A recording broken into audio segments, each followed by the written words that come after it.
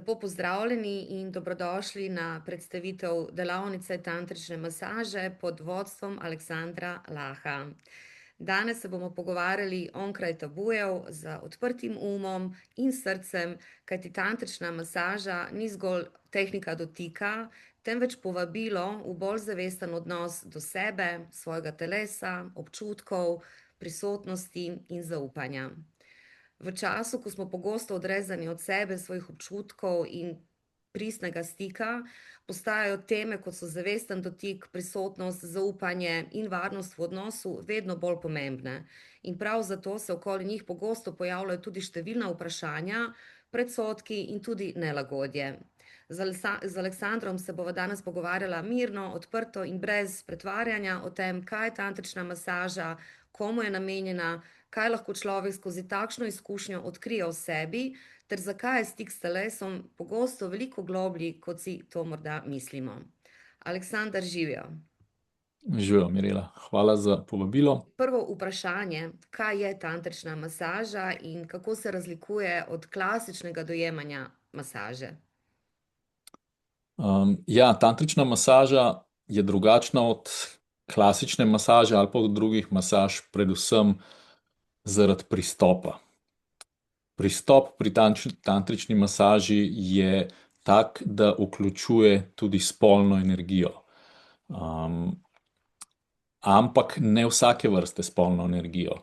Mora biti do neke vrste integrirana, zrela spolna energija in zrel odnos do nje, da ne gre samo za slo, za pohoto, za eno tisto nižjo spolno energijo, ki je bolj tipična za živalski seks. Tukaj, če dam primer, med tantrično masažo se uporablja spolno energijo in je to tako, kot če uporabljaš ogenj. Če ga znaš uporabljati, lahko nekoga prijetno pogreješ, če pa ne znaš tega uporabljati, pa lahko nekoga zoprno opečeš. Zato je tukaj pomembna ta zavest, poznavanje telesa, znanje tega, da ko se prebudi spolna energija, da jo znaš dvigati iz spolnih organov do srca, kjer se prebudi sočutje, občudovanje, lepota, povezanost, pa mogoče tudi gor v tantri govorijo o čakrah, da mora ta spolna energija potovati od nižjih čakr do višjih. Ampak tukaj ne bi zdaj rad preveč kompliciral v čakrah, ker mogoče kakšne nimate podlage. Je pa pomembno to, da mora biti ena zrelost z delom s spolno energijo, če hočemo imeti dobre rezultate. Sicer imamo lahko težave, tako kot pri ognju. Lahko nekoga pogreješ ali pa poškoduješ. A misliš, da lahko rečemo, konec koncev spolna energija je osnovna življenjska energija, a ne? Je taka surova energija, a ne? Neobdelana. In ko to govoriš, da dvigujemo energijo do srca, na nek način pomeni, da moramo se naučiti kultivirati to energijo, a ne? Jo obvladovati in upravljati z njo, ne pa obratno. Ja, točno to. Obstaja pa tudi drug ekstrem, da jo pa ljudje blokirajo, kar pa spet ni v redu. Naprimer, da blokiraš svojo spolno energijo zato, ker te postane ali sram, ali ker se ti zdi, da ni spoštljivo. Seveda mora biti prej jasen dogovor, da se ve, da to je taka masaža, kjer si lahko dovolimo čutiti in izražati spolno energijo, ampak jo blokirati je pa podobna stvar, kot če ne znaš delati z njo. Spet bo prišlo do poškodb, do neprijetnosti. Zato mora biti tukaj ena zavest, ena jasnost in potem poznavanje tudi telesa in uporabe spolne energije. Zdaj, veliko ljudi ob tej temi začuti zadržek ali pa nelagodje. O tem so se tudi zadnjič pogovarjala, ker je direktno vezano tudi na užitek, a ne, mogoče tukaj še kaj za odkriti. Kaj misliš, da se v resnici skriva za tem in kako se s tem soočati? Ja, jaz bi rekel, da dotik, ljubezen, spolna energija, da to je nekaj, kar se nas močno dotakne. Lahko nas močno podpre, naredi, pospeši zdravljenje, celjenje fizičnih, psihičnih ran. Lahko se pa tudi dotakne naših globljih stvari, ki nam onemogočajo, da čutimo ljubezen, da se izražamo taki, kot smo. Mhm. Zaradi tega, ker tako kot jaz gledam človeka, je, da mi smo v osnovi božanska bitja, smo tako kot, ko pogledaš enega otroka, ki še ni okužen z raznimi stvarmi tega sveta, je nekaj najlepšega pogledati razposajenega otroka, igrivega, ki se izraža. Ampak potem tekom vzgoje, tekom izkušenj, tekom travmatičnih dogodkov si pa nakopljemo na sebe vse sorte omejujoča prepričanja. Naprimer, prepričanja, da nisem dovolj dober, da nisem vreden, da si ne zaslužim, in potem je posledica teh občutkov je sram, pomanjkanje samozavesti, ne upam se Krivda. izražati. In vedno, ko se gremo ljubiti, vedno, ko se sproži spolna energija ali pa ljubezen, je prva stvar, ki jo naredi ta spolna energija, ta ljubezen, to, da te blokade želi transformirati v nekaj bolj uporabnega, v nekaj bolj zrelega. In odpirati se za te stvari pa zna biti tudi ranljivo.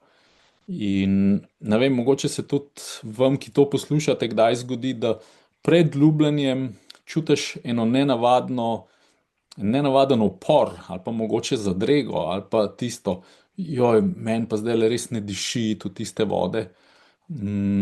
Ampak potem, ko pa grem mal preko tega, pa ko grem v ljubljenje, pa vidim, kako je naravno, kako je lepo, kako je lušten. In jaz si to razlagam, da je ranljivo se iti ljubiti in odpirati, in da imamo nekaj zadržkov ob tem. Imamo zadržke ob tem, odpreti se, pokazati se, kdo res sem, biti res ranljiv. In tukaj je spet prva stvar, da se tega sploh zavedam, druga stvar pa, da znam s tem nekaj narediti.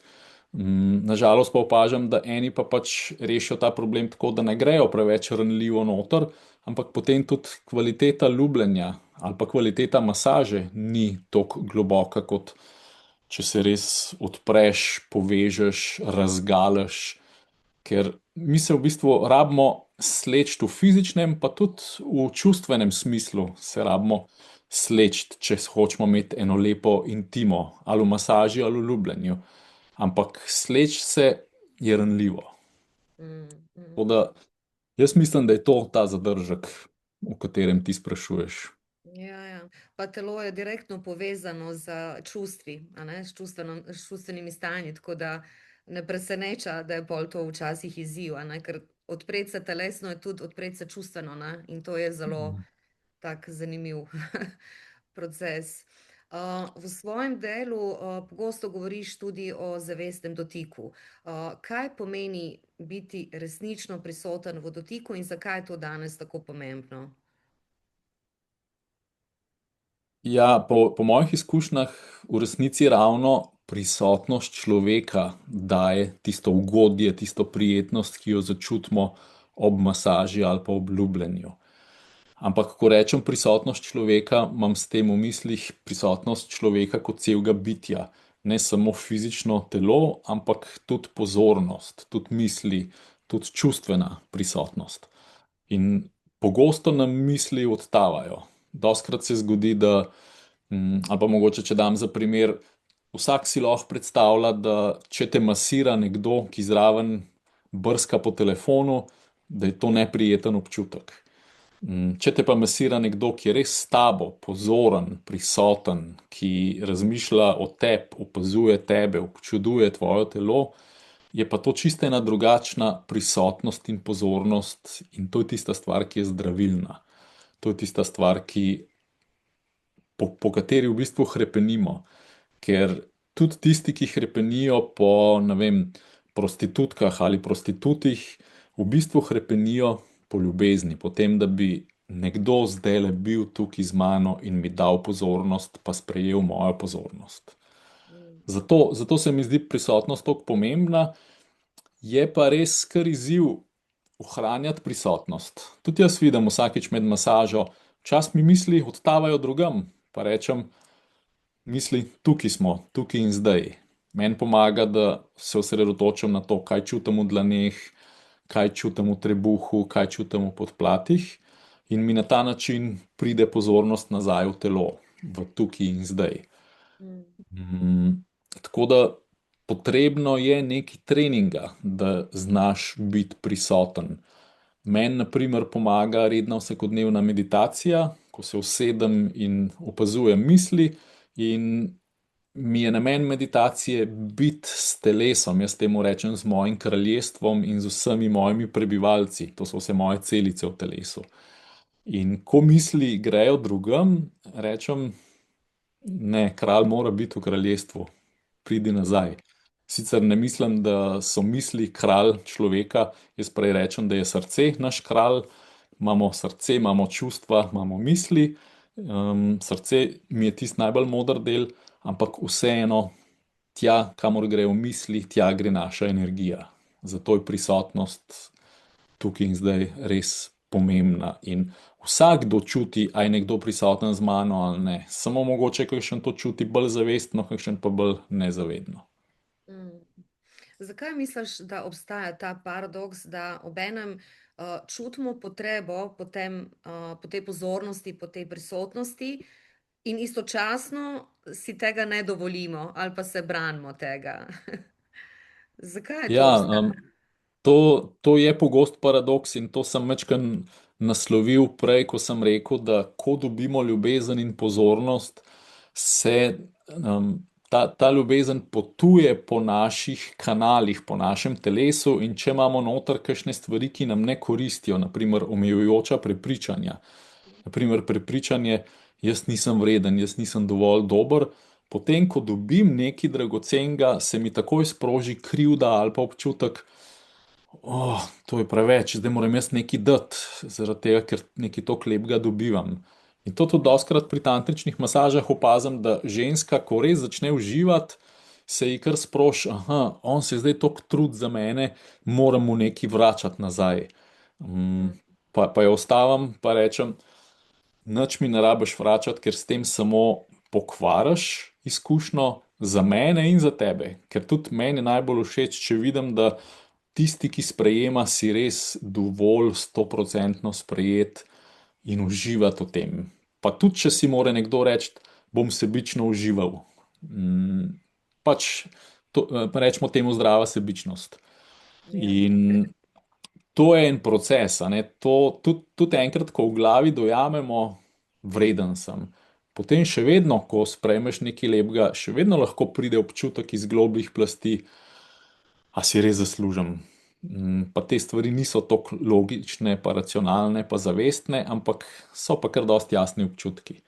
In je proces, da si rečemo, darilo sem temu svetu, v redu sem, lahko tole sprejmem, če bo treba kaj vrniti, mi bojo že povedali, kaj. In še vedno imam potem možnost reči, tega pa ne želim vrniti. Tako da to je proces, se osvoboditi od teh svojih omejujočih prepričanj. Iti iz uma v srce. A ne? Se mi zdi, da vsakič, ko gremo nazaj v in v ta prepričanja, zakompliciramo stvari, a ne? Z analiziranjem. Če pa smo v srcu, je itak čisti flow, ne rabimo nobenih razlogov. Zdaj, če se vrnemo na tantrično delavnico, komu je ta delavnica pravzaprav namenjena? In ali mora posameznik imeti neko predznanje ali biti posebej odprt za takšno izkušnjo? Kaj bi rekel? Um, Dobro je, da si odprt, ni pa potrebno predznanje. Se pravi, delavnica je za čiste začetnike, in v resnici se mi zdi tudi še boljš, če si začetnik, zaradi tega, ker namen te delavnice ni naložiti na vem koliko še dodatnega znanja, ampak je bolj luščiti stvari, ki nam ne koristijo, zato da počasi prideš do tega, da si v redu, tako kot si, in da znaš biti sam s sabo. Mhm. Sej se naučimo neki tehnik, pa imamo eno strukturo, ampak vse to je samo opora do tega, da ti prideš do tega, da ko si z osebo, da lahko samo dihaš, samo si in veš, da ne rabiš nič, ne rabiš znanja, rabiš samo biti tukaj in zdaj. Tako da delavnica je namenjena ljudem, ki so začetniki, pa tudi ljudem, ki želijo nekaj, ki želijo dvigati kvaliteto njihovega ali ljubljenja, ali masaže, ali pa bivanja na splošno. Ni pa ta delavnica za kakšne, ki mislijo, da bom zdaj dobil iz erotičnega sveta kakšne trike, kako na hitro pride do kakšnih določenih užitkov. Jaz tega ne podpiram, zaradi tega, ker sem opazil, da telo rab predvsem varnost in enkrat, ko se vzpostavi varnost, takrat že mali dotiki ali pa sploh niti ni dotika, samo pretok energije že povzroča taka ugodja in taka orgazmična stanja, da ne rabiš kakšnih posebnih trikov. Mm. Kaj pa dejansko udeleženci na delavnici odnesejo s sabo, pa ne samo na ravni znanja, ampak tudi na ravni osebne izkušnje? In torej, Ja, kaj dobijo? do zdaj po vseh delavnicah sem videl, da zelo različne stvari odnesejo. Večini je skupno to, da odnesejo občutek, koliko so te stvari naravne, koliko so enostavne, koliko smo jih dejansko zakomplicirali v življenju. Ker tudi na začetku pridajo z cel kup pomisleki in strahom, tam bojo še drugi ljudje, pa razgalili se bomo. Čeprav vedno pravim, lahko si gol, ni pa potrebno, lahko si malo ogrnen, lahko si malo pokrit. Ker pomembno je, da skrbiš zase, da se razgalaš samo toliko, kot ti paše. Potem drugi odidejo, mogoče s prvo izkušnjo, se spomnim, enkrat sta bila en sodnik in njegova žena in je rekla ona, jaz sem pa zdaj prvič doživela vaginalni orgazem, ker ga prej ni nikoli v življenju doživela, pa je bilo iz več razlogov to zelo nenavadno. Tudi iz tega, da je to doživela v skupini, zaradi tega, ker v skupini večinoma nam je nerodno, pa se težko toliko sprostimo, da bi doživeli kaj takega. Ampak moram povedati, da skupina ima tudi svojo moč. Jaz sem opazil tudi s partnerko, ko sva organizirala te delavnice, da sva se midva v tistih dneh, ko smo imeli delavnico, sva se globi ljubila, zaradi tega, ker moč skupine nas vse dvigne. Moč skupine je en faktor, ki ga sicer ne znam logično razložiti, ga pa zelo dobro čutim in na tantričnih delavnicah, in tudi v moških skupinah, ki jih vodim. Vidim, da vsakič, ko se nas več zbere skupaj in usmerimo energijo v neki, je to vedno veliko močnejše, kot pa če jaz sam usmerjam energijo. Ja, ja, saj že pri recimo teh skupinskih meditacijah, ne, ali pa lightworkerji, ne, ki delajo v bistvu z velikimi skupinami, je vedno pol večja moč, ne, ker je toliko energije, ki je fokusirana v eno isto stvar, ne. Tako da, Ja, in to dejansko občutimo. Občutimo na telesu, na izkušnji, na doživljanju. mm. Kako pa takšna izkušnja dejansko vpliva na odnos do sebe, pa tudi na odnose z drugimi? V splošnem vpliva zelo blagodejno v smislu mal pomiritve sam s sabo, se pa lahko ta pomiritev zgodi skozi proces, ki sem ga že prej opisoval, da greš mogoče prej mal skozi ozaveščanje svojih prepričanj, ki te omejujejo. In ta proces pa ni vedno samo prijeten. Tako da, in opažam tudi na delavnici, da vsakdo ima eno svojo višjo zavest ali pa enega angela, ki ga vodi skozi delavnico in mu dozira toliko enih stvari za predelati, kot jih je sposoben v unem trenutku, pa nič preveč, pa nič manj. In to ni moja naloga, da bi jaz rekel, koliko moram zdaj za koga narediti izziv, ampak jaz rečem, dajte poslušati svoj telo, ker telo ima svojo inteligenco in boste prišli ali do užitka, ali pa se srečali s kakšnimi svojimi omejujočimi prepričanji, raven v taki meri, kjer lahko verjamete, da boste zmogli iti prek tega. In zdaj, ko govorimo o teh omejujočih prepričanjih, eno je lahko tudi to, jo, jaz pa res ne morem biti tam gol ali pa razgaljen med ljudmi. Ampak moja izkušnja je, da res prvi dan, pa mogoče ta drugi dan, so zadržki, so zadrege, pol kasneje pa podobno kot na kakšni nudistični plaži, ko nekako smo vsi taki in se počutiš kot otrok. Lušten je biti sproščen, prost, svoboden. ampak tako kot sem rekel, ni pa treba biti gol, če ti ne paše. Mm, Fajn je, da imaš možnost reči, zdaj mi pa še biti malo razkrit, aha, zdaj mi pa še, zdaj pa čutim, da se počutim dovolj varno in se lahko razkrijem, in je to osvobojajoče. mm. Zdaj, Aleksandr, če bi moral opisati delavnico z enim občutkom ali pa sporočilom, kaj bi želel, da ljudje začutijo, ko odidejo s svoje delavnice? Predvsem globi povezava s samim sabo, ker mi pozabljamo, da v prvi vrsti je pomemben odnos do sebe. Šele potem imamo dobro osnovo za dobre odnose z drugimi. Ker ponovadi vlagamo veliko odnose z drugimi v eni tihi želji, da bomo dobili ljubezen na ta način od nekoga drugega, ampak je veliko boljš, če se najprej pomirimo, pobotamo, vzljubimo sebe in potem, ko pridemo v odnos, pa je to spolni odnos ali pa zgolj pogovarjanje z nekom drugim, izhajamo iz ene prijetnosti, pa iz ene suverenosti, pa iz enega miru, ne pa iz ene potrebe, aha, jaz moram biti zdaj tukaj tak, zato da bom sprejet in da bom dobil ljubezen. Mm.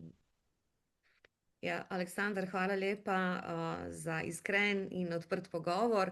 Zdaj, za vse, ki vas je današnji pogovor nagovoril in bi želeli to izkušnjo raziskati tudi v praksi, je delavnica tantrične masaže z Aleksandrom, lahko dragocena priložnost resnično za ta globlji stik s sabo, s telesom in zavestnim dotikom. Vprašanje je prišlo, kaj se točno dogaja na skupinskih delavnicah, kako je lahko gospa doživela orgazem v skupini združenja? Ja, dobro vprašanje. Tako kot rečeno, gospa je bila s svojim možem, tako da one dva sta delala skupaj in tudi za njega je bilo ogromno darilo, da je on lahko pripomogel, da je ona doživela prvi vaginalni orgazem. Doživela ga je pa zadnji dan, ko smo delali masažo spolnih organov, se pravi masažo lingama, to je penis, in masažo joni, to je vagina. Sama stvar poteka na ta način, da prvi dan in drugi dan najprej masiramo hrbet, noge, kar je dost varno in ne gremo na spolne organe.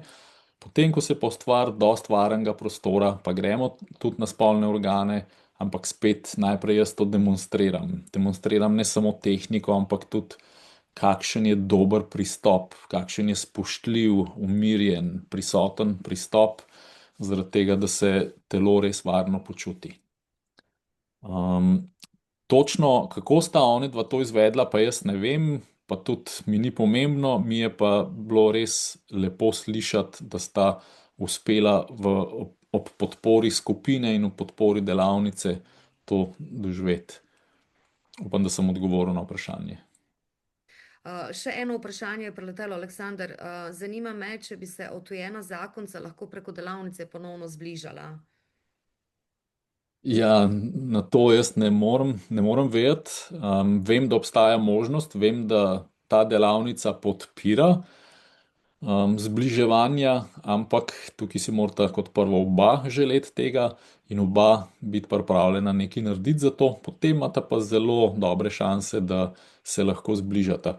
Zaradi tega, ker tako kot naprimer prejšnji primer, ki sem ga opisoval, jaz ugibam, da je bila ključna stvar pri tem, da je gospa doživela orgazem, to, da sem jaz vodil skozi proces na način, da je mož dojel, treba si je čas vzeti, treba je iti počasi, občutkom in treba si je čas vzeti. In to je tudi eno največjih daril, ki jih potem odnesete v delavnice, da veste, da ni treba, da je tako kot v filmih, da aha, zdaj le čutva malo pohote, se morava sleči, se morava dol dati in je mogoče že po parih minutah penetracija, ker čisto znanstveno je dokazano, da žensko telo rabi 20 do 40 minut, da se najprej povezuje z moškim, ali prek predigre, ali prek božanja. In tudi, če ženska že v glavi misli, kako bi jaz rada, da on zdaj vstopi vame, je vseeno dobro počakati 20 do 40 minut, da se res cela telesa povežeta in da je varna izkušnja. Imamo eno zahvalo za krajše predavanje, ki bo služilo kot opomnik, če sem te kaj pozabila vprašati. pa se ti zdi pomembno? Če koga zanima več, kako sama delavnica zgleda, ker jaz sem eno grobo strukturo sem podal v smislu, da najprej se dotikamo hrbta, nog, potem počasi pridemo naslednji dan do trebuha, do prsi, ki so že bolj intimen del, potem čist proti koncu pa pridemo do spolnih organov, ko se res že naredi varno okolje. Imamo na začetku tudi neki vaj za povezovanje med nami, zato ker je fajn, da smo skupina povezani, da se čutimo. Tudi imamo kakšne vprašanja in odgovore, in dostikrat se izkaže, da imamo v bistvu vsi zelo podobne probleme in izzive v življenju, in nas to potem zbliža, ko nekdo ranljivo postavi vprašanje, naprimer reče: Jaz imam ta problem, kako ga rešiti. Tako da nekaj imamo tudi tega na delavnici, ker sama delavnica je simulacija tudi ljubljenja. Se pravi, hočemo narediti varen prostor, kar je pomembno pri ljubljenju, hočemo biti intimni, kar je pomembno pri ljubljenju. Intimni v smislu, da si upamo povedati, kaj čutimo, da si upamo izraziti strahove, dvome, nelagodje. Pa tudi, da si upamo izraziti dobre stvari. Naprimer, čutil sem se močnega, čutil sem se prijetnega, čutil sem se ljubljenega ali karkoli. Še eno je prišlo, lahko prideš na delavnico sam ali rabiš par? Ja, dobro vprašanje. Jaz vedno mislim, da, ker sva to že zadnjič vse odgovarjala, da so vsi to videli posnetke, ampak niste. Ja, na delavnico lahko pridete v paru ali pa kot posameznik. Če pridete kot posameznik, moram pač jaz poskrbeti, da je tistih, ki niste v paru, raven tako približno po letih in po spolih, da se lahko potem na delavnici date v pare. Mi je pa vedno lažje, če pridete v paru, zaradi tega, ker potem vem, da veste, s kom boste. Če pa ne pridete v paru, pa pač zaupate življenju, da srečate tam nekoga, ki je ravno ta prav za tisto izkušnjo, kar tudi opažam, da se dogaja. Koliko pa je udeležencev, koliko časa to traja in kje to je? Ta naslednja delavnica bo v Ljubljani, 5. do 7. junij, se pravi petek popoldan, pa potem celo soboto, pa celo nedeljo. Udeležencev je maksimalno 12 parov, se pravi 24, minimalno pa 6 parov, se pravi 12 udeležencev. Imamo minimum pa maksimum zaradi tega, ker če nas je preveč, ni prijetno, če nas je pa premalo, je pa tudi tako, malo ni ta prav občutek skupine.